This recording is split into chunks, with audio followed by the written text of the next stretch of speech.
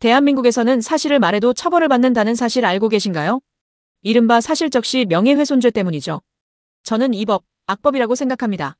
그런데 이제 국회에서 이 법을 없애자는 움직임이 다시 시작됐습니다.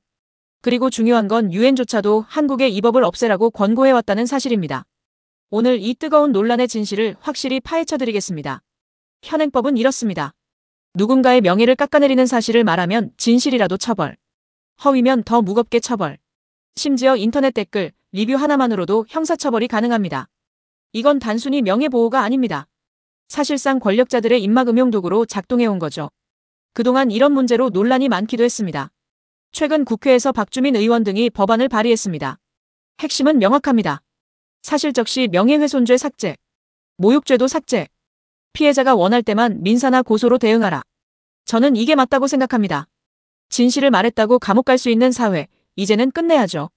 그렇다면 이 법에 대해 찬성하는 측과 반대하는 측의 내용을 한번 살펴보겠습니다. 찬성 측은 이렇게 말합니다. 사실을 말했다는 이유로 처벌하는 나라는 민주주의 사회에 어울리지 않는다. 재벌과 권력자들이 약자의 목소리를 막는데 악용됐다라는 것입니다. 유엔 자유권위원회와 유엔 표현의 자유특별보고관도 한국에 여러 차례 권고했습니다. 사실적시 명예훼손죄를 폐지하고 형사처벌 대신 민사적 구제수단을 마련하라. 국제사회조차 한국의 이 법을 표현의 자유를 억압하는 악법으로 본 겁니다. 실제로 진실한 사실을 적시한 행위를 형사처벌하는 국가는 극히 드물고 이는 국제기준에도 부합하지 않는다고 말하고 있습니다. 하지만 반대 의견도 있습니다. 명예는 존엄이다. 보호해야 한다. 형사처벌이 사라지면 무분별한 폭로가 난무할 것이다 라고 말이죠. 하지만 저는 묻고 싶습니다. 진실을 말한 사람을 처벌하는 나라, 과연 정상적인 민주국가입니까? 이 법이 존재하는 한 피해보는 건 결국 진실을 밝히려는 보통 사람들입니다. 커뮤니티의 반응을 보면 대체로 해당 법의 폐지에 대해 찬성하는 의견이 많았습니다.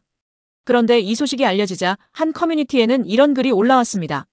제목은 밀양 여중생 집단 강엑스범들아 지금 벌벌 떨고 있냐였는데요.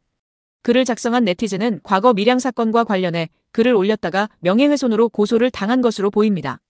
작성된 내용을 보면 너희들에게 명예훼손으로 고소를 당해 경찰서에서 조사를 받았지만 무혐의 처분을 받았다. 기다려라.